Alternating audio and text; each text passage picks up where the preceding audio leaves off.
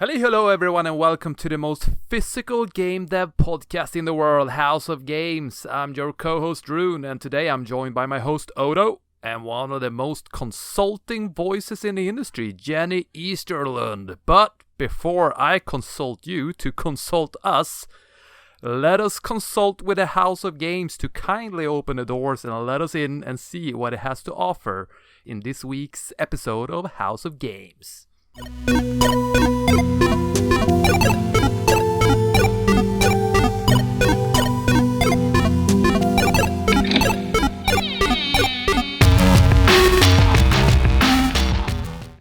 All right. Welcome everyone to this week's episode, and especially welcome to you, Jenny Österlund from Game Boost. First of all, do you want to tell us about your company and what you do and a little bit how it started, and tell us about yourself?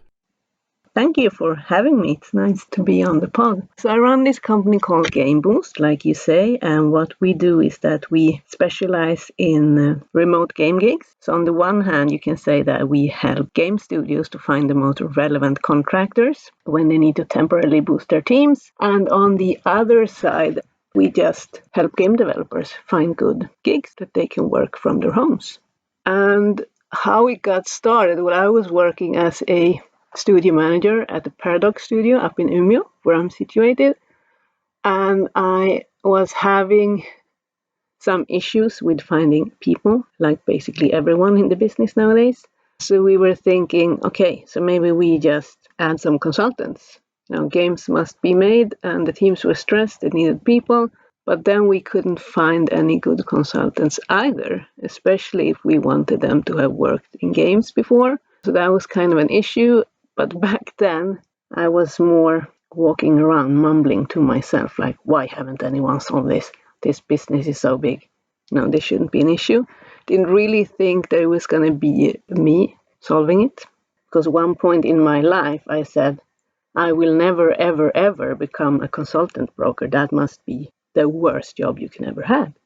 So it didn't really dawn on me that I was going to do that. But then on the other hand, I had some friends who tried to start indie studios, and I can sort of see how they were struggling, especially financially. So I thought, but okay, wait a minute, these are the people that I'm looking for that I cannot find.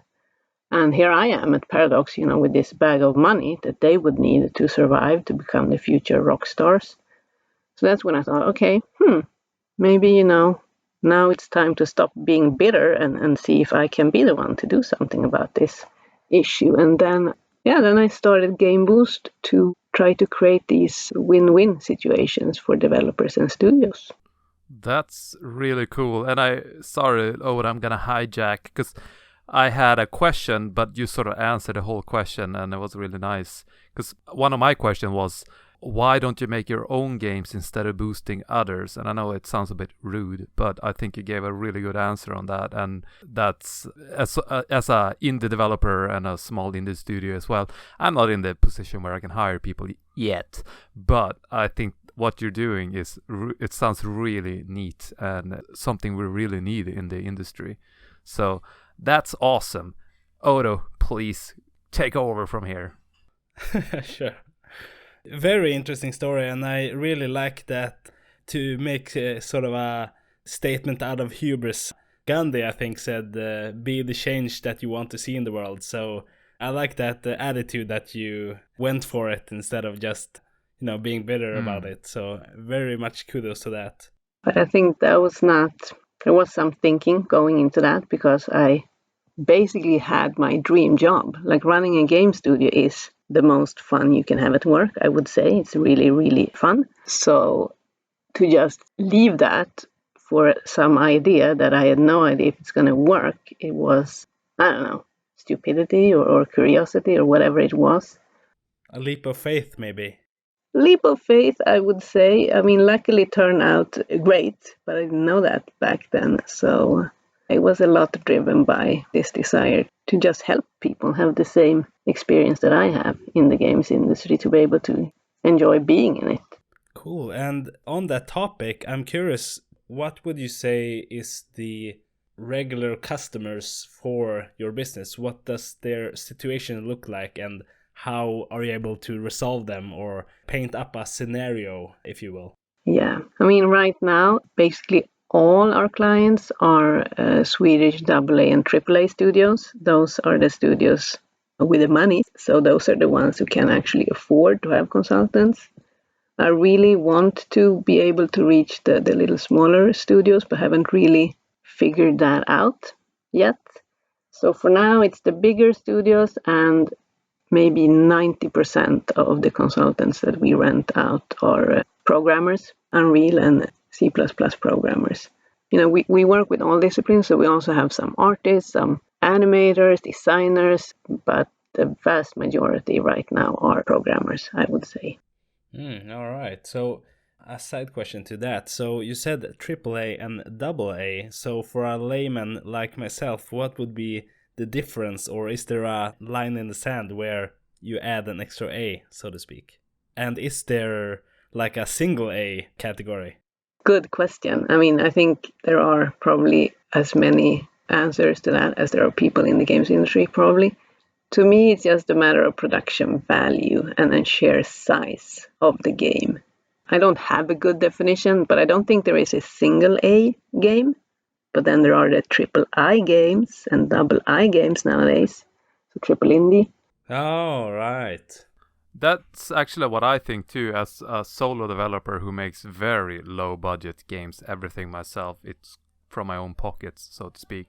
I sort of look at myself as a single indie studio. And then I would imagine if I could hire one or two people, I would call it a double I studio. And if the game became like, for example, I just downloaded Hades on my Steam Deck.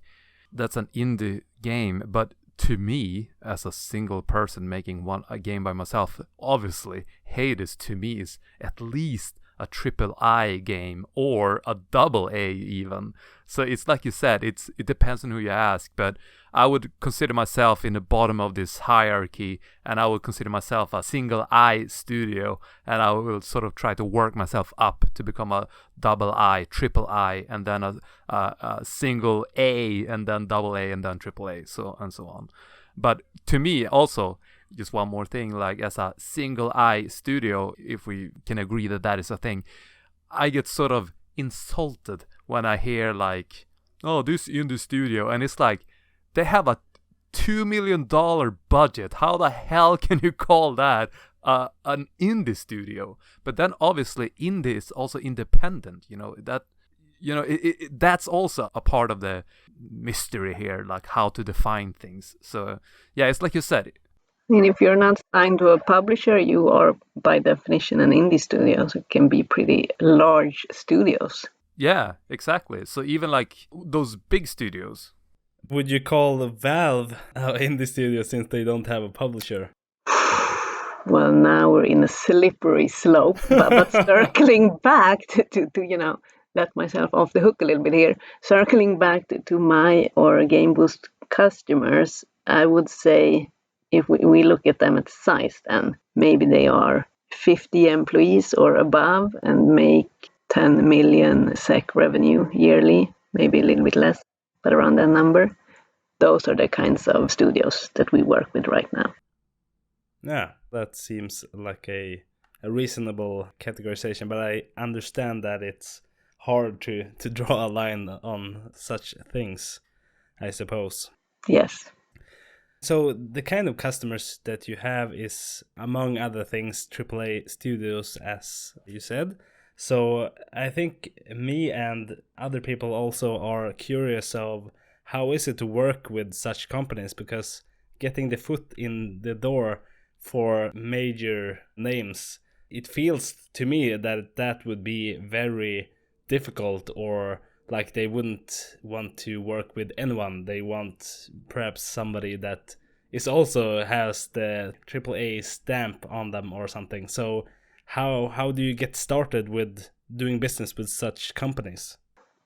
I mean, if we're talking about Game Boost and me, how I got started, I was lucky that I had worked at Paradox. So that is a studio that most people know and recognize. And I'd been there for maybe almost 10 years. So Because when I started at Paradox, I didn't even come from the games industry, so I knew absolutely no one. But when I left Paradox, a lot of the people that I had gotten to know at Paradox had also left for other studios. So I kind of had at least someone on all the bigger studios. So that was sort of a way in for me. And also just mentioning that, hey, I'm from the industry. I worked at Paradox. I ran a studio. I kind of know what you're talking about when you tell me what you need. For me, that was a door opener because the games industry is, like you say, it's a little bit closed still. And I get it because I also tried working with other consultancy firms. I mean, they gave me good candidates, but they were not exactly what I needed.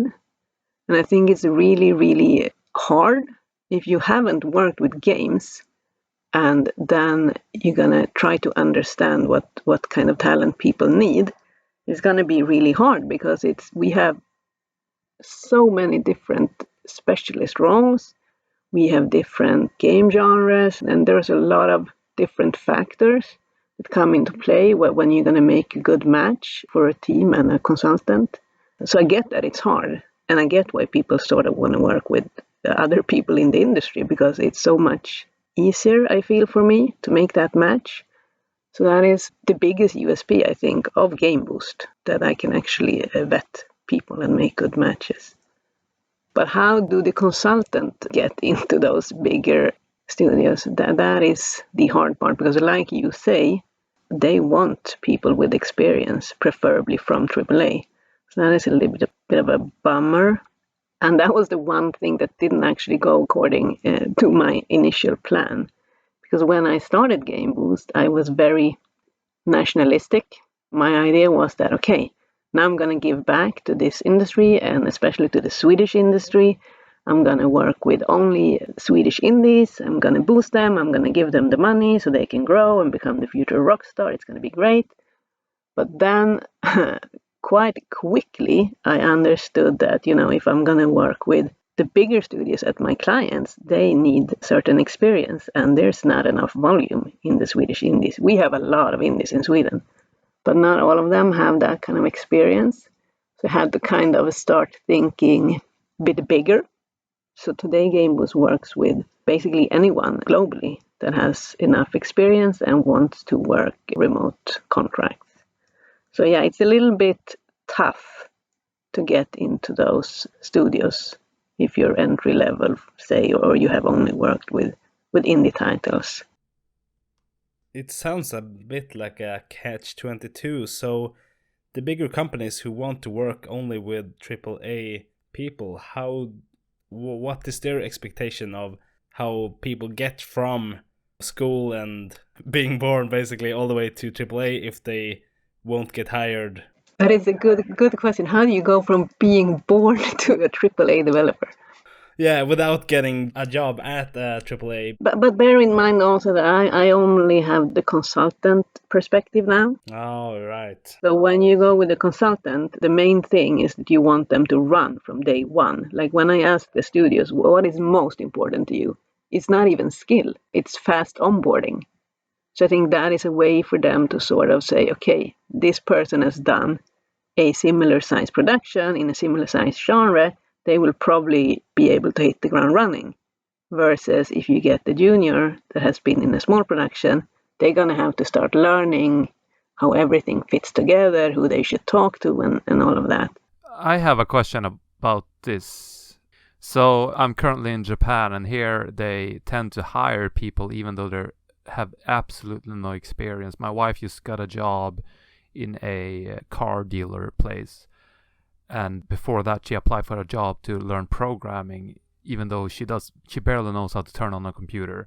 And my theory is that it's cheap to hire people here, so the companies can afford to sort of spend 3 months teaching them how to do certain things, and then from there on out they will sort of learn on their own. But you said that in Sweden, people tend to, in the gaming industry, they tend to want to hire people who worked in the AAA industry, for example. Do you think it has anything to do with, like, it's just too expensive? Well, no, yes, then no. When it comes to hires, it's a little bit of a different story. then you would hire people with less experience and at entry levels with no experience at all. Then it becomes more about drive, personality, passion for the games. So I think it's very different if we're talking consultants, where you need kind of a lot of experience to be able to hit the ground running, or if we're talking hires, where you can come in with a lot of passion and drive and some skills, and then you will learn as you go.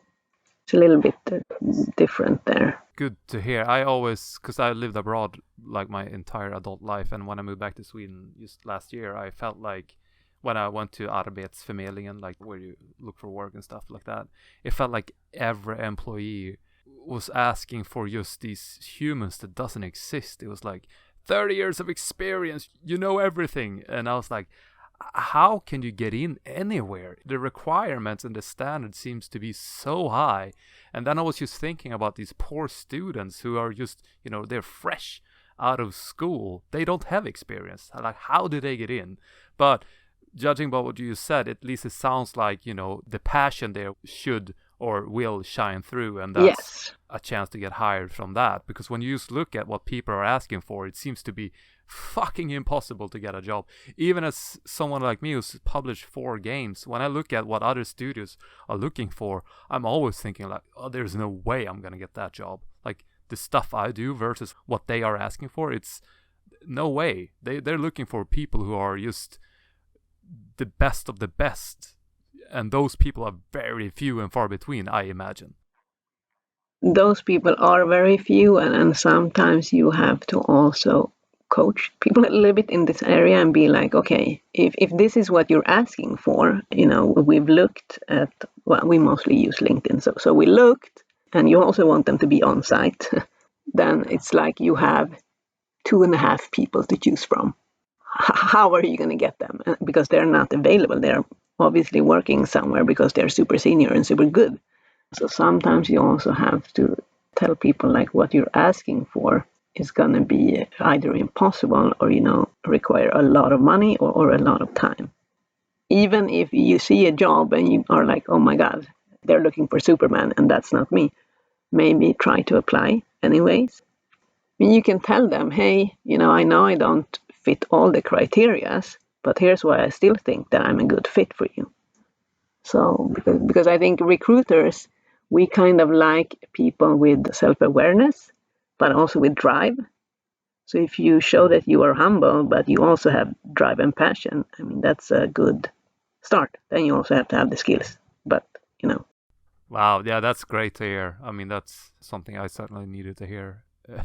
If things don't turn out right, because I love making games, but it's difficult to run your own little studio, and I always think, what if I worked for someone else? I would still love that.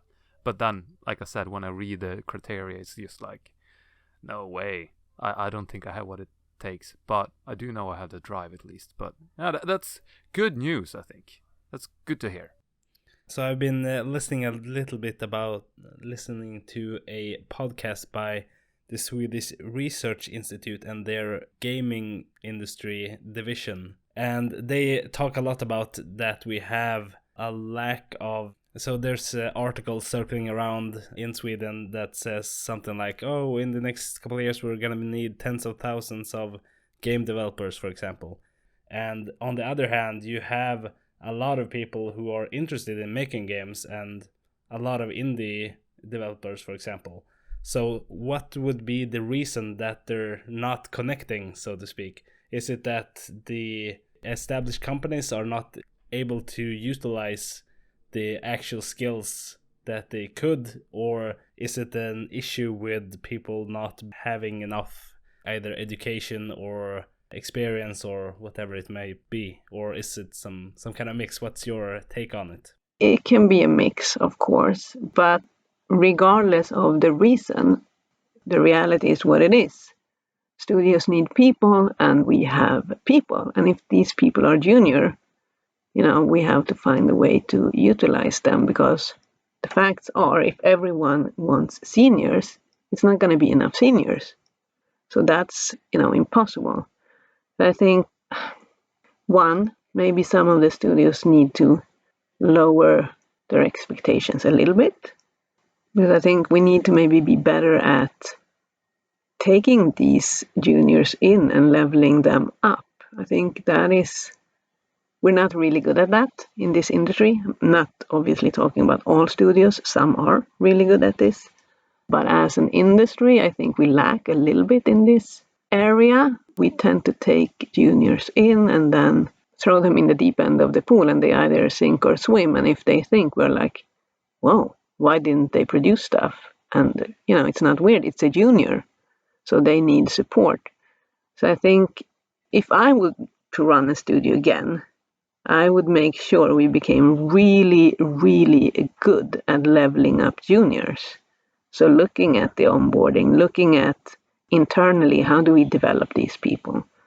But that is also hard because that requires that you have some seniors and that you have some seniors that is also interested and pedagogical enough to do this. So it's not super easy, but I think instead of looking at like, okay, who's wrong here? We should look at, okay, if this is the reality, what can we do? Because we want to make games, and these are the people we have. But I wonder how, like, if I were in a position where I could hire people, it looks so expensive. Like a programmer, the amount of money they make. I think I mentioned on this show before, but I had a friend here in Tokyo who worked for Square Enix, and he was flown to Sweden to DICE in Stockholm for an interview. He still works there, but he's at that point where he don't tell me how much he makes, but it's good. And I mean, the fact that they flew him all the way to Sweden just for this position, it's, first of all, it speaks of how we're lacking talents to do these jobs, but also probably his salary and everything, it seems so expensive. Everything seems so expensive. So if I were in the position where I could hire someone, I would obviously want someone who could just start working straight away and not ask questions. And I wonder, that must have something to do with it too, right? That it's just so expensive, everything, especially programmers and...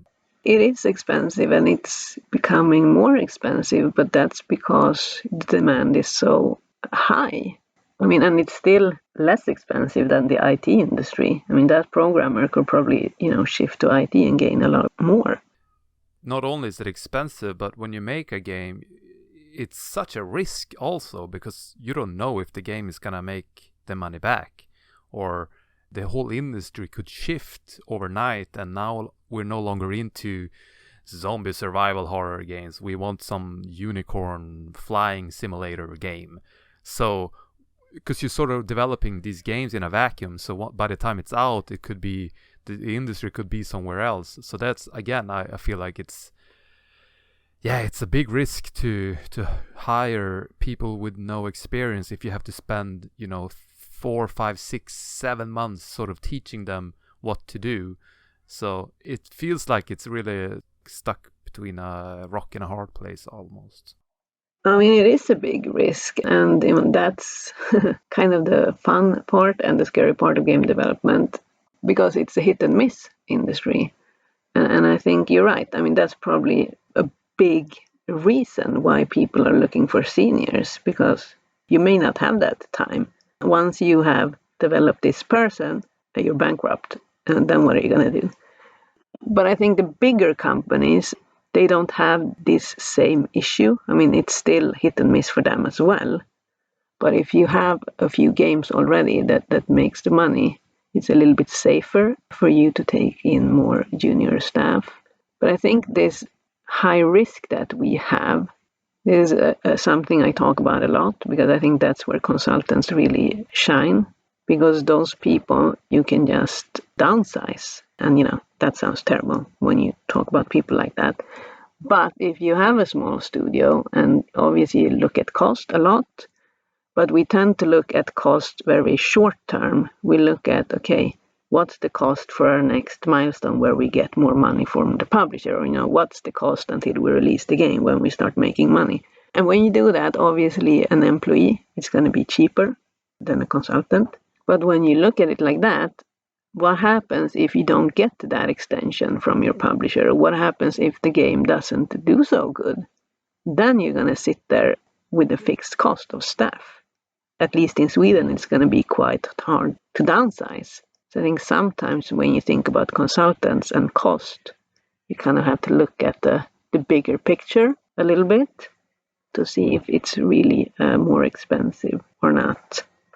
And that is also a way, I think, for, like you mentioned, like what if I could hire, like if you're a mid-size or small studio, you can hire a consultant just for the sole purpose to sort of level up your other programmers or artists or whatever.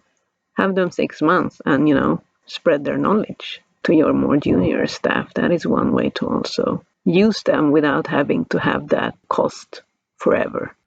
Yeah, very interesting. Another thing I'm curious about, something that I think is also very relevant to game developers, is how do you market your services? So I imagine a big part of your success must be due to marketing and networking and making sure that people know that you're out there. So how do you do it?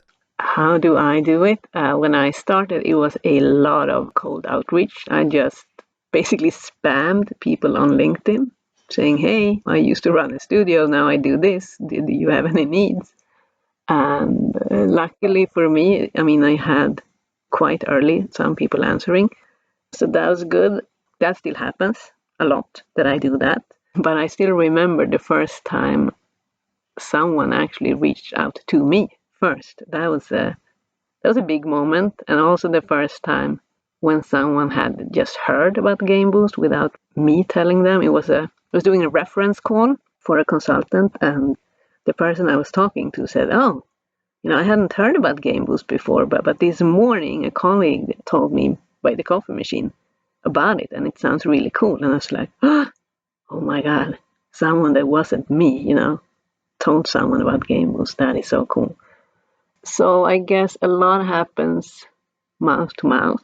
Swedish game scene is not that big. Once the ball is rolling, if you're good at what you do, that happens a lot, that you get recommended. But it's still outreach that I do, and now I also have Tommy on board. He's really good at branding and recruitment marketing, so we're starting to do a lot more of that, a lot more post and marketing. I haven't done much of that before, and that seems to also work quite well. So it's a mix of a bit of everything. I also go to a lot of conferences around the world and try to go to events, dev meetups and stuff like that, to just talk to people. To jump back a little bit about what we spoke about earlier, so say for example that you would be a game developer that want to get into the industry, that you've maybe made one or a couple of small games, so you have a small portfolio. But is there any way you could recommend, like if you want, for example, to work on the next Call of Duty game or some big studio, what path should one take, or is there something that you should focus on to elevate your career as a game developer in your mind? Yes, you should definitely focus on Unreal.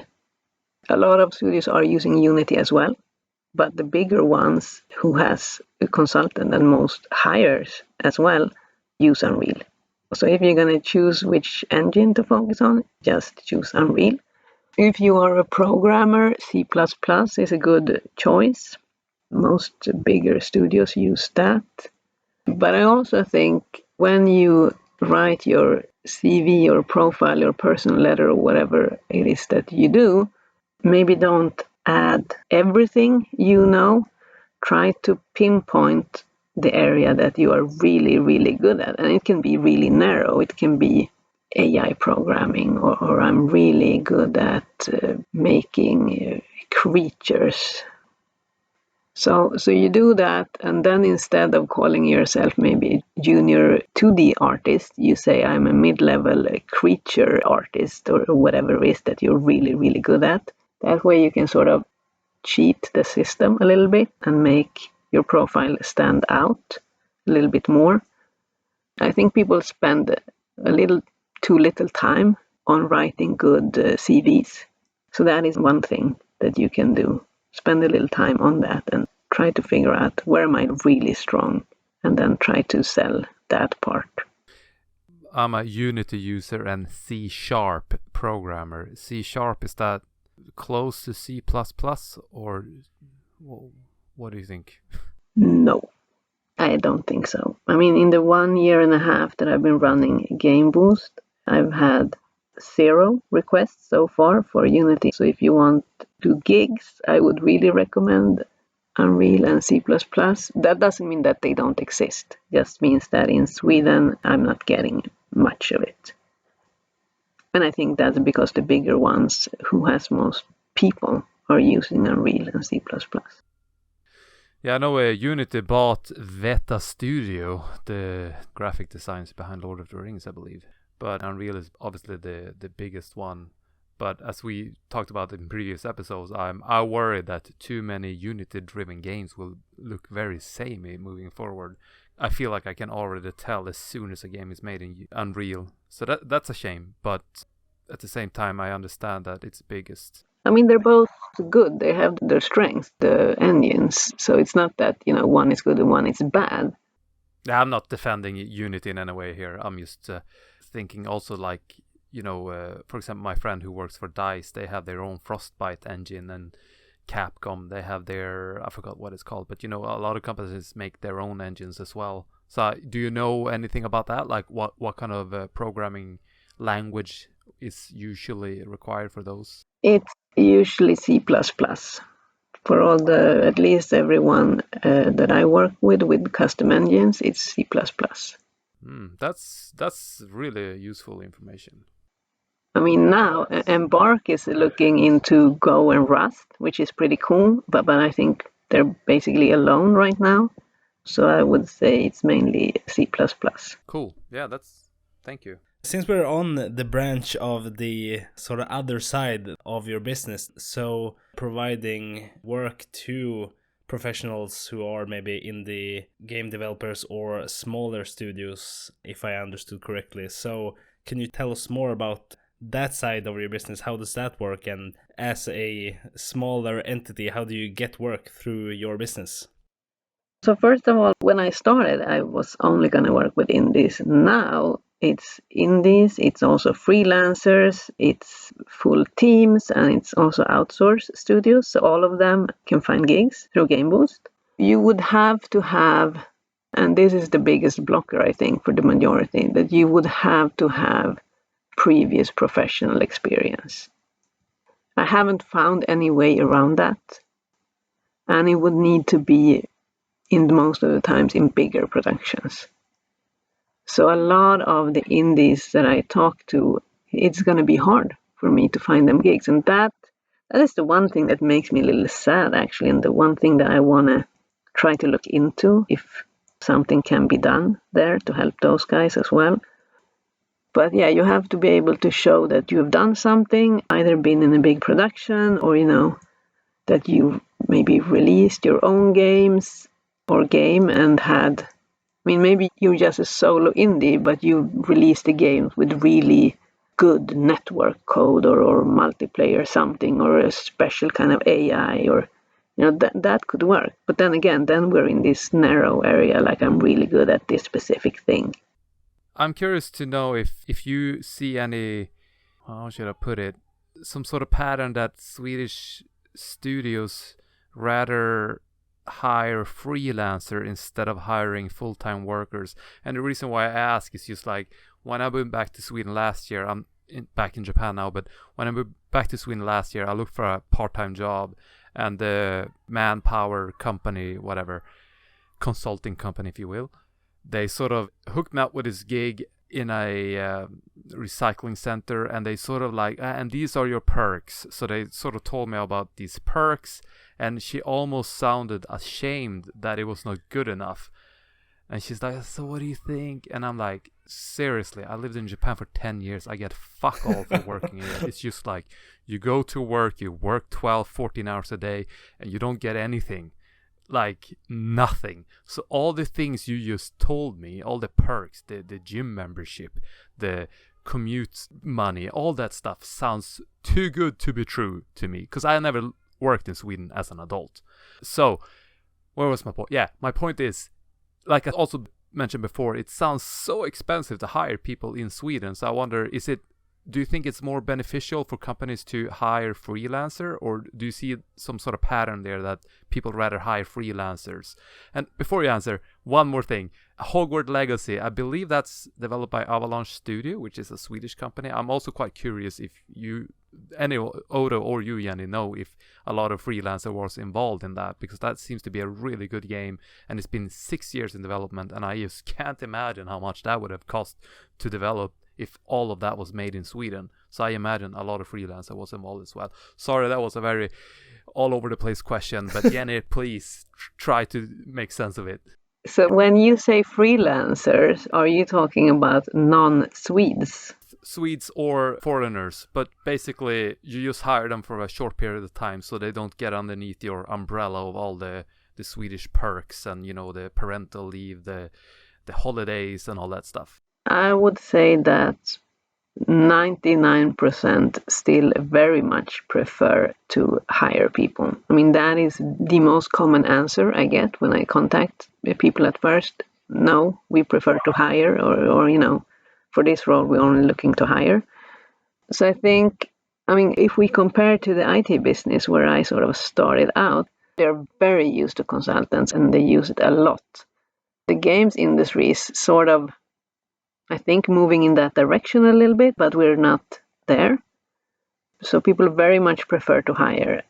That's very nice to hear. I just, as you said that, it reminded me of when PlayStation bought Bungie, and they bought another studio quite recently. But basically, there was something about the deal that they want to keep the team, and I think that has something to do with it, that building a team is maybe more important long term than just getting freelancer in and out, because that could be... Yeah, because it makes sense. I mean, you want to... Game development, it's a very long...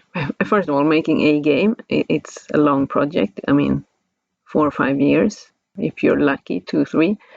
So you want to have these people on, but then you're also going to either have a lot of DLCs, it's a long lifetime, or you're going to make, you know, a sequel. So you want to make sure that you keep that knowledge in-house. So I think that is the main reason that you want to hire, because you want to keep that knowledge so you can keep building on your product, because it's really freaking hard to make games. And if you have people who have learned to make the type of games that you are making, you do not want to lose them. You want to keep them forever. So I think consultants are good in some scenarios, but the bulk of your people needs to be there for the long term, and that's easier to do with hires.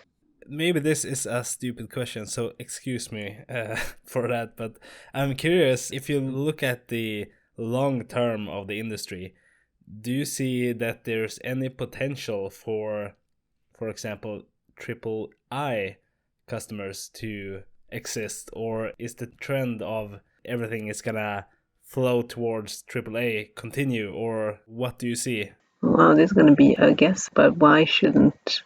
I mean, I see no reason why triple I customers should not be able to exist. I mean, people like different things. I don't see how a triple I game is going to ever make as much money as a triple A game, but maybe that's not the point of them. I think they're still going to be able to coexist to create that variety of games for people to enjoy. In a previous episode, I talked about an idea that there is triple I in the games that get really big. Really a good term, so thank you for that. But I talked about the issue that amongst indie devs, there are plenty of people who can produce games that sell really well and is more than enough to live on, say Stardew Valley, for example. But there is also a disconnect with some people that are really good at a lot of things, but they lack a certain, for example, say that you're really good at programming and music or something, but you can't do graphics. So if you would have some sort of platform or something where you could just exchange hours between indie people, so you could just, this person who knows a lot of programming could just do some programming for this game, and this person who knows graphics could just, you know, do the other thing. I mean, originally I had an idea for Game Boost to sort of be that. I had an idea to sort of build a community where people could meet, help each other out, and exchange that sort of work between each other. Haven't really happened, but I think if you just reach out, I think you can find a lot of people to work with. If you go to meetups, I mean, now the guy's working on Semble, which is a startup sort of creating a LinkedIn for the games industry. That could be a place where that can happen. So I think it's not as hard as you may think. Obviously, you need to find the right people and the right person because you're going to work closely together. But if you just reach out a bit, there are a lot of people who are interested in these sort of things. I think what the most indie teams are struggling with is maybe to find that business person. They know what games they want to make, they know how to sort of make the game, but they may not know how to build a studio or sell the game. And that can really screw them over. Exactly. And for such a platform, one thing that I keep mentioning, but if there was somebody who was really good at marketing, who would just go around market indie games, I think that person or that small company would make a lot of money. But those companies exist. I mean, in Sweden we have a few. We have Cake Town Interactive. They market indie games, and we also have Cold Pixel, who market indie games. And, I think both of them even, obviously you can either, pay them by whatever the hour or month or whatever that is. But I think they also work with rev share deals if you don't have the money up front. So we have some companies who specialize in helping indie studios market their games and sell their games. Raw Fury, also one of those studios. Exactly, but they are a publisher. I mean, companies that are not publisher, obviously we have a lot of publishers, and if you get a publisher deal, they will help you with all of that. But if you want to stay independent, there are companies that you can just buy their services of sales or marketing. Yeah. I did not actually know about that, so that is great. Yeah, me too. Maybe you can invite them. I think that would be really interesting. Yeah, exactly. I was thinking the exact same thing. Yes. Yeah. Because I think a lot of this, I mean, when it comes to indies, I think part of the issue is that unlike AAA games or projects, there isn't that much money per project. So that makes it sort of, to get some volume, you have to do a lot of work. So naturally, I guess it doesn't become, it's more like a murky waters rather than like a big fish to catch. Interesting. Yeah, I would love to have them on and talk about those sort of things. Cool. I can hook you up with at least Cake Town and Cold Pixel. Yeah, please do. That would be great. I mean, we have Matthias who's sitting in Umeå. He works at Cold Pixel, so he could maybe be an interesting guy to talk to. Yeah, exactly. I have actually spoken to him a little bit, but I did not know that they worked with marketing indies. So I thought they just made... Do they make their own games or... No, Cold Pixel is as far as I understand, a marketing firm, but they work very closely to Aurora Punks, which is a collective of indies. They also have something called Dev Punks, which is a sort of outsourced consultancy business. So they have sort of all branches of it. Yeah, but then Cold Pixel is on pure sales and marketing. Cool, very cool. Yeah, the more you know. Mm-hmm. Yeah, because they just marketed some Hoya game, the singing thing. I have not heard of that actually. Is it like a karaoke game, like Rockstar or... To be honest, I don't know what the game is. I just know that the song that all kids, and mine too, listen to non-stop. The TikTok generation. Exactly. Nice. Do you play like on your spare time, or are you interested in games other than making them or making them happen? Well, let's say that I play a lot more than before I started Paradox. I mean, when I worked at Paradox, obviously I played a lot of our games. I like strategy games. So I played a lot of Cities. I've yeah, I've made so many weird cities in that game. Yeah, I kind of like that. And I also played a lot of Stellaris, but then I could never get into the more hardcore ones like CK and those. It's just too hardcore for me. But nowadays I play mostly with my kids. So we play a lot of more of adventure games. So we play a lot of Unravel, which is really nice because I really love that game. It's so beautiful and it's great to play with kids, and it's extra fun that it's made by Coldwood in Umeå and some of my friends. So that is really cool. We have a little Unravel figure that sits on our TV. So I played that, and I play a lot of It Takes Two, which is also great to play with kids.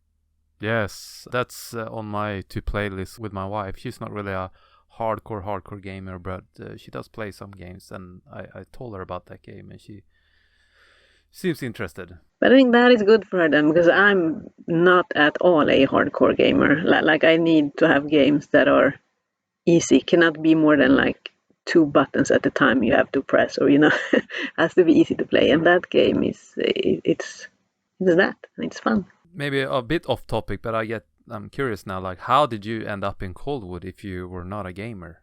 Like how did that happen? It didn't, but I did end up at Paradox, and it's Sorry, Paradox.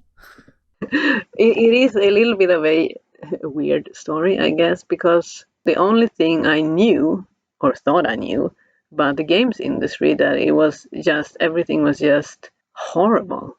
Like it was all crunch, and the salaries were really crappy, and just misery all over.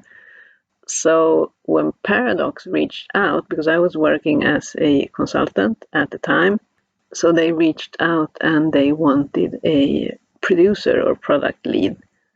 I was like, okay, this is a little bit curious. Like, this business seems to be growing. How can it be so horrible? That sounds weird, So maybe I can just go in, check it out. And if it is really that horrible, I'm a consultant, so I can just, sneak out. So I did, and then I quickly learned that I was completely wrong. To me, the games industry is, it's the best place I've been. It's really filled with people who are very passionate and very generous. Like, people genuinely want others to succeed. We help each other out. I mean, when I started, I knew nothing. So I asked a lot of really stupid, basic questions, like almost on the level of what is a game? And, the people there, they just told me and they helped me, and then we sort of worked together. And I feel that has been my experience all along. I know that, there's a lot of talk about toxicity. There obviously are some issues. I just never experienced them. I've been lucky enough to see all the good sides. I mean, even now when I work with Game Boost, I thought, okay, now I'm on the other side. Now I'm that person now who's going to sell them stuff. Maybe this is going to change now. But when I reach out to people, even cold outreach, it can be like, hey, I'm looking for a concept artist. You don't know me, but are you interested? And then the person can come back to me and be like, oh, hey, no, unfortunately I'm busy, but you can try to contact these 2 people. I think they might be a good fit. So it's a really nice environment. People help each other out, and I really like that about the games industry. Nice. It's uplifting to hear that, because as you say, I think most of what you hear when you talk about the industry, I haven't thought about it that much, but most of the things is negative.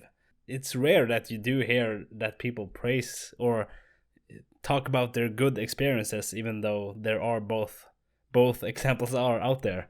Yeah, and I think that's like all of the things. You shout about stuff when you're not happy. But I think when you just talk to people in general, I think the common idea is that it is a nice business. At least, the people I surround myself with in the games industry, we all kind of have the same view that it is a really nice place to be, and that people are really generous and nice. to each other. But obviously, I think in an industry like this, where people actually work with their passion and everyone is like, yep, this is my baby, I know how this is going to be, done in the best way. It's also kind of hard to not be disappointed because we're making one game, so we cannot have 20 ideas come to life. It has to be one red thread. So a lot of the times your baby just gets shut down.